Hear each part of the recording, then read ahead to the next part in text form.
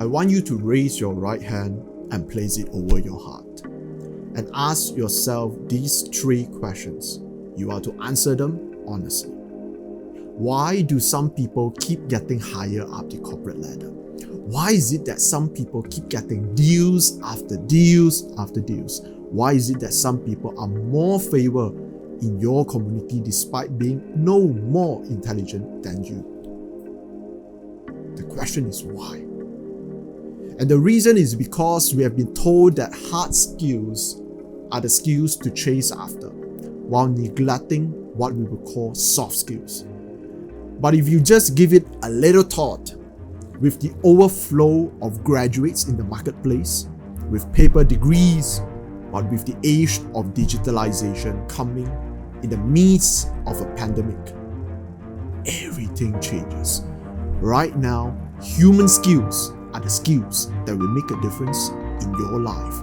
Can you speak before a camera? Can you network to save your life? Can you close deals consistently? Can you lead the way that people want to follow? I'm Hugo and you are in the Power Players Show. The show that explores the laws and how you can utilize them to build the better businesses to have. And this is the Power Players. Recently, I met a friend, and we are talking about the education system, the state of the education system right now. And he is commenting on how higher learning institutions or universities are more focused on the number of graduates that they are churning out instead of the quality. You see, for far too long, people has been thinking about what is their bottom line, how much revenue I'm getting from this, how many PhDs I'm churning out, and the media has been reporting this as if it is some form of achievement. Just think about the overflowing of graduates out there. Just think about how the number of people that are scoring A's, that are getting first class honors, are getting higher every single year. Colleges and universities are actually thinking, how can I spot what is the trendy buzzword right now, like digitalization, eco, international, global, and they just slap it on the courses that they're offering without even changing the content inside. And all these things has lead to the paper degree that you're holding are getting more worthless by the day.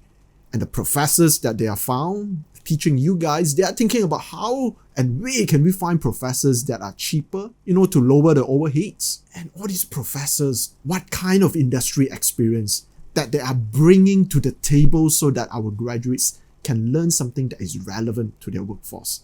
Right now, frankly speaking, a lot of things that we're learning on the first year is going to be obsolete before you graduate on your 4th year.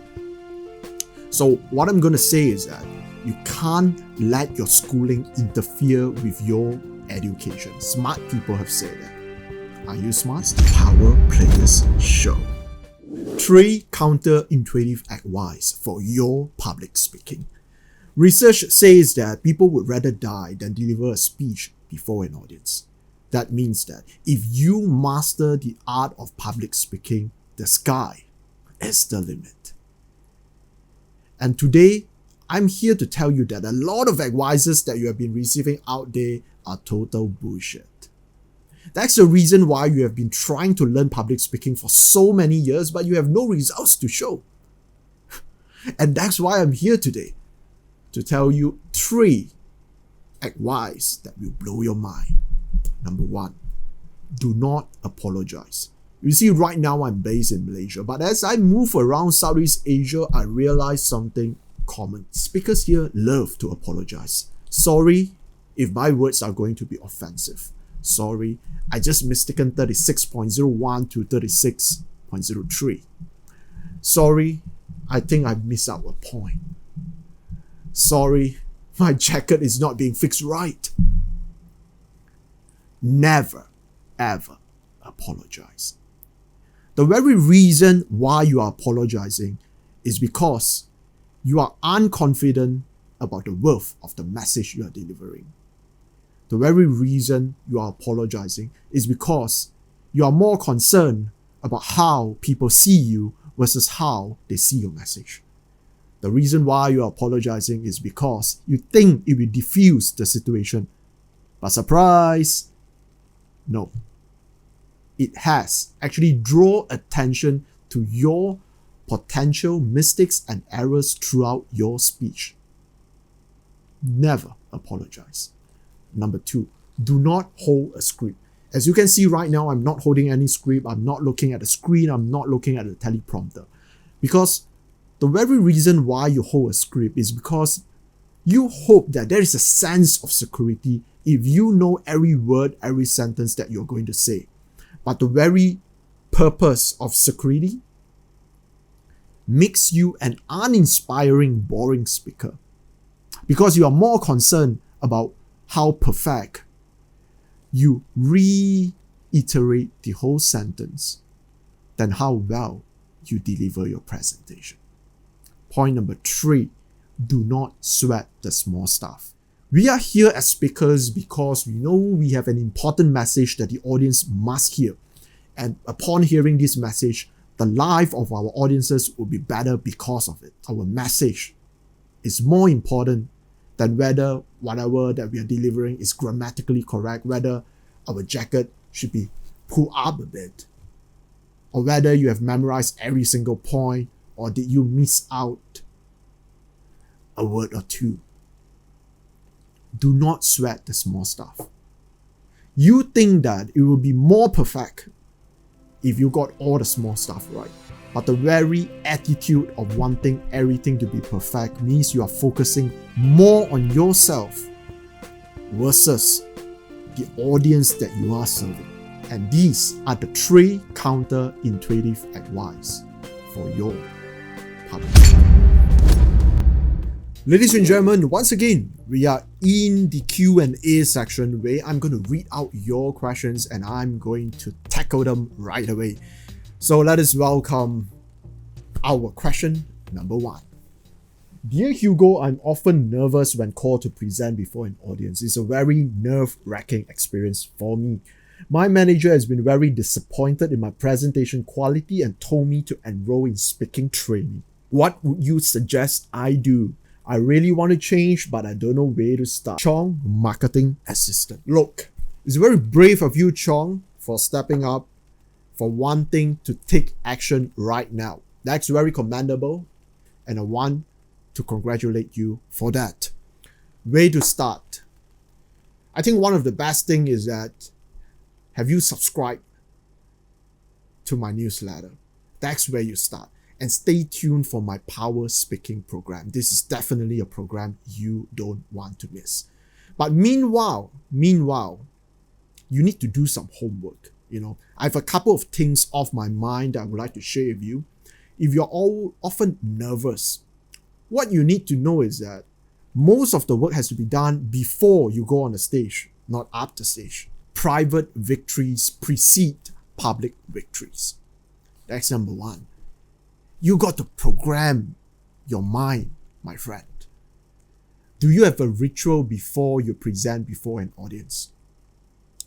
Some of us would use tools that I teach in my program called anchoring, where at the tap of a body part, or upon hearing a song, or upon smelling a perfume of your choice, you are able to regenerate the whole physiology of a moment that reminds you when you are the most confident and winning.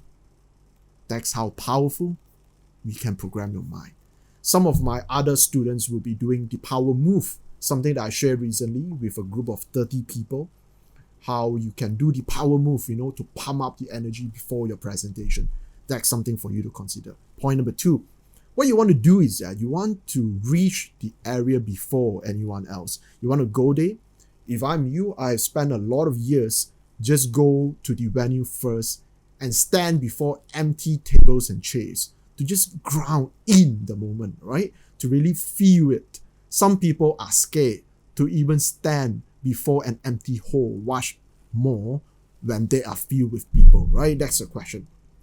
Go in there, feel the ground, meet the audio people, shake hands with your audience, get to know them, talk to them.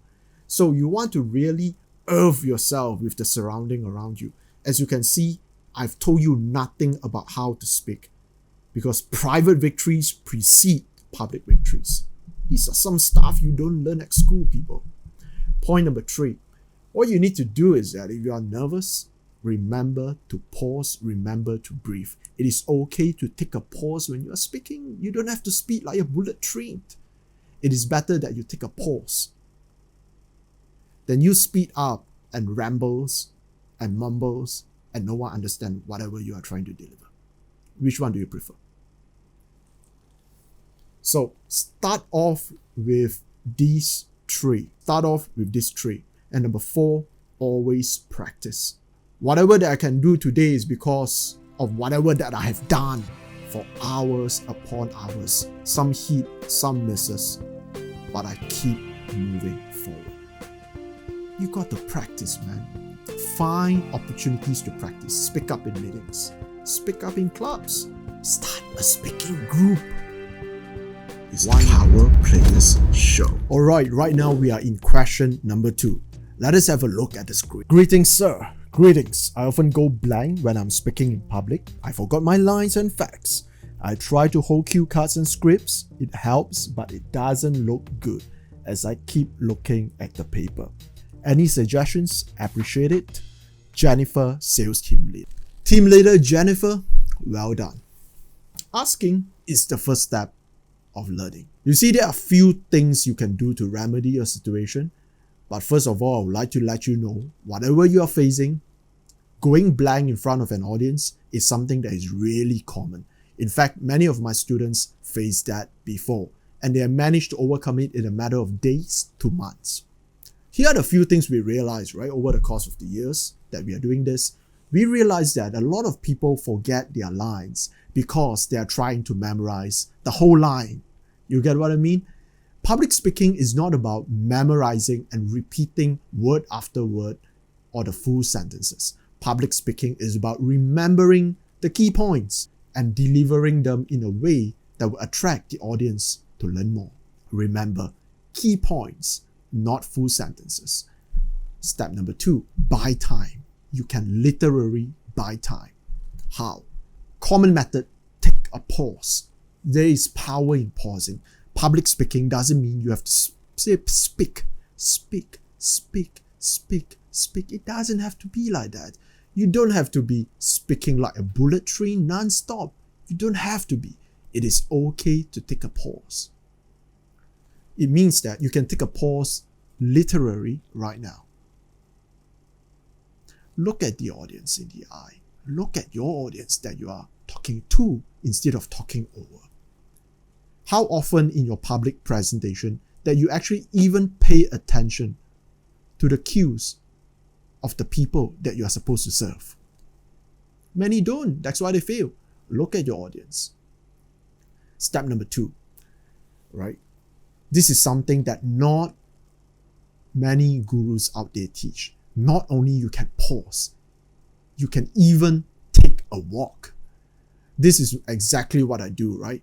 I took a pause and then I would stroll from the right to the left of the stage while looking at my audiences and go all the way from the left back to the right.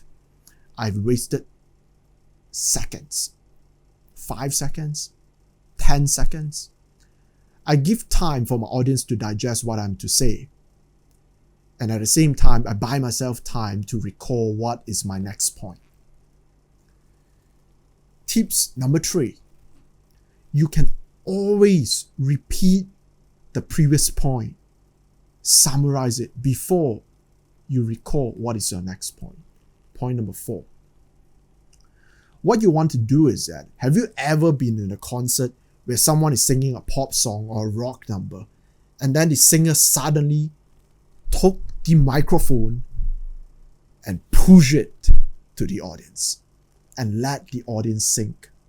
What do we learn from this incident? We learn that if you do not want to answer something, or if you forget something, you can literally get hold of your mic and ask your audience to answer it for you. Now, the burden of the answer lies in your audience, in the people hearing you, not you. And you can often ask several members of the audience for answers. Maybe that will help you recollect whatever you are saying. Maybe they will offer even better insights than what you have in mind. So with this, Jennifer, I hope these few key points will help you in your journey of public speaking. Don't let a blank stop you from trying further. Keep on practicing, you will get it. It's the Power Players Show. We have reached the end of our episode. Let me recap some of the key takeaways that you can take home. Takeaway number 1. It is not about you. It is about the people you are serving. It is not about your script. It is about the message. Remember this. This is the mindset that makes the difference. Point number 2. It is okay to not be perfect. It is okay to forget your lines. It is okay to take a pause. It's literally okay to not be okay. Don't be too hard on yourself. Your job over there is to deliver a message. As long as your audience get it, as long as your audience feel excited and inspired to learn more, you have done your job. No one expects your audience to change their life because you say a few sentences right from your script. The purpose of public speaking is not about how you can instantaneously ram all these facts into your audience's mind, but it's more like how to tease them to want to find out more. No one can help your audience except if your audience want to help themselves. Point number 3. Practice. Private victories precedes public victories. I've said it so many times because it's so important.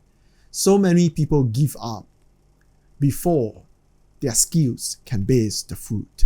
Remember, today you are planting a seed, and in due time, it will bloom into a beautiful flower. But you must give it time. You must give it fertilizer. You must give it water. You must make sure you have the right sunshine. Similarly, how many hours have you spent in public speaking? How many different audiences have you spoke to? In front of camera, off the camera, in front of your mirror? How many times have you failed? Judge not by the hours you have today, but judge yourself by the seeds you have planted today.